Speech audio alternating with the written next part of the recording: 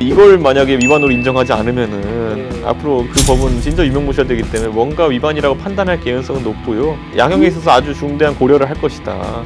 유죄는 유죄대 앞길은 안 맞겠다. 이제 황 대표, 나 전 원내대표 두 사람이 어느 정도의 처벌을 받느냐가 관건이겠죠. 하나 변수가 있는 게 최고위원 감금이에요. 황교안, 나경원 지도부 인사들 같은 경우에는 오히려 본인이 모든 걸 뒤집어 쓰겠다고 계속 갔을 때 그 야경이라는 걸 감당하지 못할 정도 될 경우에는 난감한 거거든요. 네, 여러분 안녕하십니까. 시사 끝장 소종섭입니다. 오늘은 시작하기 앞서 돈병상련 좀 소개해드릴까 합니다. 재테크 채널입니다. 우리 시사저널 기자들이 좀 알기 쉽게 어떻게 하면 재테크를 좀 잘 할 수 있을까. 특히 젊은 20대, 30대 시청자분들 계시면 많은 도움이 될 수 있는 채널이니까 꼭 한번 들어가서 구독, 좋아요 눌러주십사 부탁드립니다. 돈병상련입니다.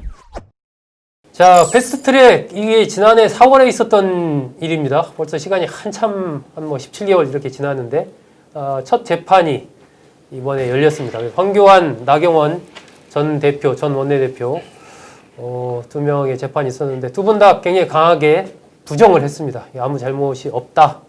여당의 어떤 횡포에 맞선 것이지 법적으로 위반한 것은 아니다. 국회 일은 국회에서 해결할 수 있도록 법원이 좀 도와달라.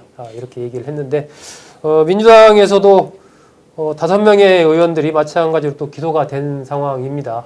박범계 의원이라든지 김병욱, 박주민 의원, 또 이종걸, 표창원 전 의원 등 또 재판이 진행되고 그래서 본격적으로 이제 이와 관련된 재판이 진행이 됐는데 이게 의원직 상실까지도 이어질 수 있는 사실 어쨌든 법원의 판단에 따라서 그런 사건이기 때문에 관심이 좀 커지는 것 같습니다. 박 의원님, 이게 어쨌든 황교안 전 대표와 나경원 원내대표가 재판에 나와서 우리는 위법한 사실이 없다, 떳떳하다 이렇게 좀 주장을 했어요. 어떻게 보셨습니까? 그러니까 일종의 정당방위를 주장한 거라고 봅니다. 정당방위라고 했죠. 그러니까 이 위법한 행위에 대해서 저항의 수단으로서 물리적인 의사진행 방해를 할 수밖에 없었기 때문에 이거는 이제 위법일 수가 없고 또 이걸 이제 법정에 가져와 가지고 이렇게 법정에서 어떤 판결을 내린다는 것 자체를 동의할 수 없다 이런 얘기인데 근데 이제 이런 걸 다 감안해서 만든 게 국회 선진화법이거든요. 제가 보기에는 법원에서 저런 주장이 받아들여질 가능성은 좀 없다고 보고요. 다만 이제 지금 27명인가가 지금 걸려 있잖아요. 네, 의원들 24명, 보좌진들 3명 해서 27명. 근데 이게 국민의힘 쪽입니다, 그게. 첫 사례여서 이게 그 사안이 벌어진 직후에 이게 기소돼서 법원에 왔다면 상당히 이제 뜨거운 여론이 여기에 반영이 됐을 텐데 상당 정도 지금 이제 시간이 흘렀고 그렇습니다. 조금 상황이 진정된 상황이고 그리고 이로 인해서 결정적으로 법안이 통과되지 않은 건 아니거든요. 어쨌든 법이 통과가 됐어요. 물리적 방해는 있었지만 법원이 그런 이제 사정을 감안했을 때 의원직 상실이나 혹은 공직선거 그 피선거권 제약에 해당하는 형을 내리지는 않을 것 같다. 저는 벌금형이 나오거나 이럴 것 같아요. 벌금도 좀 일부는 이제 기소유예가 나올 수도 있고. 그런데 그 벌금 500만 원이 넘어야 이제 의원직을 상실하거나 피선거권 제약이 따르거든요. 그건 좀 피해서 내리지 않겠나 싶습니다.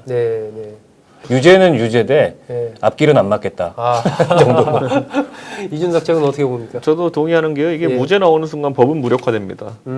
앞으로 이게 워낙 이게 명징한 그 국회선진화법 위반이기 때문에 사실 이 부분에서 예를 들어 몸싸움까지 벌어지고 있는데 이걸 만약에 위반으로 인정하지 않으면은 앞으로 그 법은 진짜 유명무실화 되기 때문에 뭔가 위반이라고 판단할 개연성은 높고요.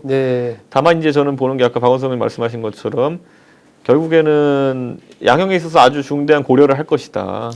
특히 지금 황교안 대표 같은 경우에는 본인이 스스로 이제 대선 출마 의지가 있는 것으로 이제 보이고 그렇기 때문에 그런 상황 속에서 아무리 황교안 대표가 과거에 비해 지지세가 약해졌다고는 하지만은 정치적인 행보에 장애가 될 정도로까지 만약에 재판을 1심 판단이나 이런 게 나오게 되면은 법원도 부담을 가질 수밖에 없죠.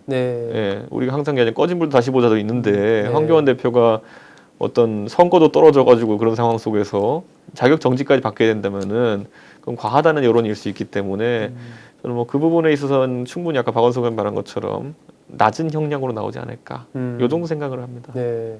근데 이 사건이 어쨌든 이제 이 국회 선진화법 이후에 이 물리적인 상호 간의 충돌이라든지 이런 부분 관련해서 국민적으로 굉장히 관심이 많았던 사건이기 때문에 뭐 황교안 전 대표나 나경원 전 원내대표가 내 책임이니까 나한테 책임을 묻고 다른 의원들한테는 책임을 묻지 말아 주십시오. 뭐 이렇게 이제 굉장히 강조를 한 것은 정치 지도자로서의 모습을 보이고자 하는 그런 의도도 있고 할 텐데 법원 입장에서 다른 의원들과 황교안 대표나 나경원 원내대표 그 당시의 책으로 봤을 때 그런 부분들이 뭐 어떻게 판단이 될까요? 뭐 책임의 경중이 좀 따르겠죠.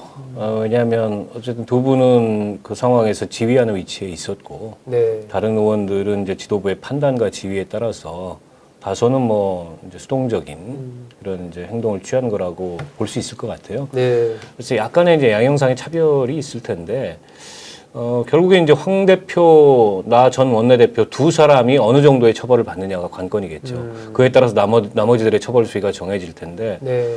이제 두 분이 그 뭐 직을 상실하거나 피선거권의 제약이 따르는 형을 받지 않는다면 그 나머지 의원들 같은 경우에는 다 그보다 가벼운 처벌을 받을 가능성이 높고, 물론 이제 하나 변수가 있는 게 체입 의원 감금이에요. 요거는 이제 국회법하고는 조금 다른 예. 다른 이 법률이 적용이 되거든요. 네. 그분들은 조금 불안할 수도 있겠다.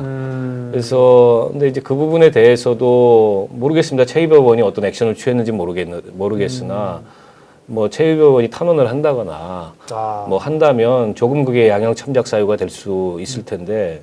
체입 의원이 어떤 입장인지는 제가 들어본 적이 없고 그 뒤로 그때는 일종의 이제 감금 상황으로 그게 그렇죠. 표현이 됐었잖아요. 예. 근데 감금인데 그 안에 뭐 마술도 하고 뭐 그랬다고 해가지고 뭐 그 안에서는 재밌었대요. 뭐 민경호 의원이 막 마술하고 이래가지고 저는 체입 의원한테 나중에 들었는데 좀 하여튼 웃겼다고. 그런데 그거 이제 본인의 의사에 반해서 회의 참석을 못하게 가로막은 거니까.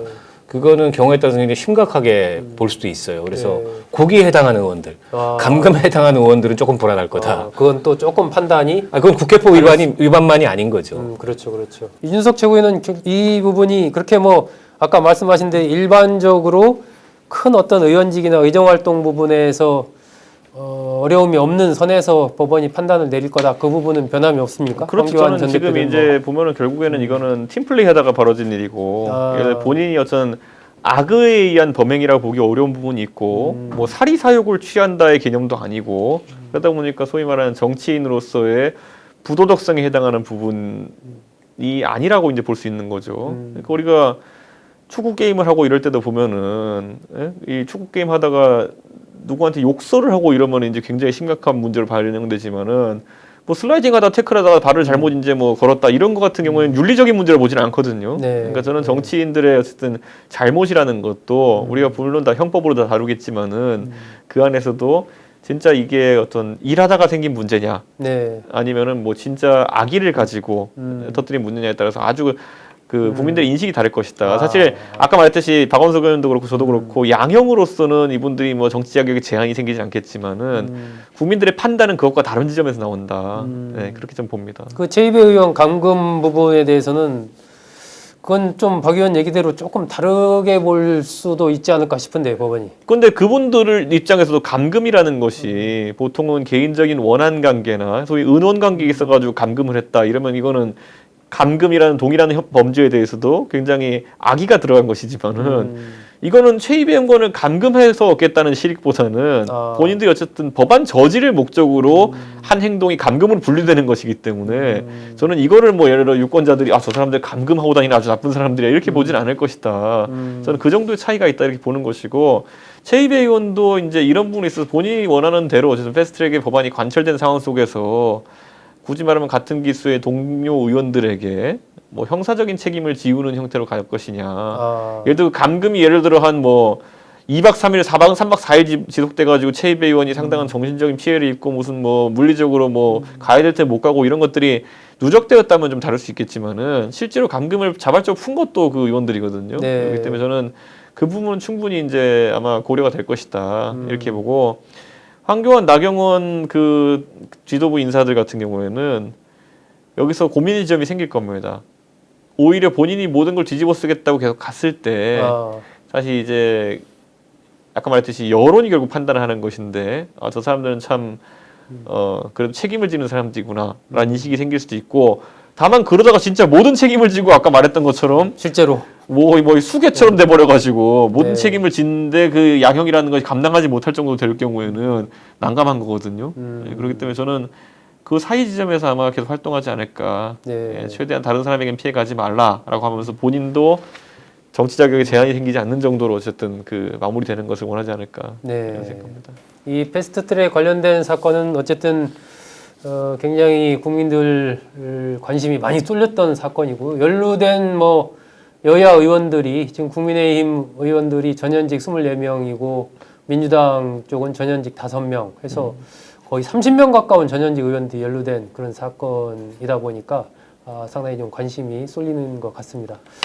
앞으로 향후 좀 이 법원의 재판 추이를 좀 지켜보고요. 여러 가지 어려움이 있겠지만 여러분 이번 추석도 좀 그나마 마음 잘 다스리시면서 편안한 추석 보내시기를 당부드립니다.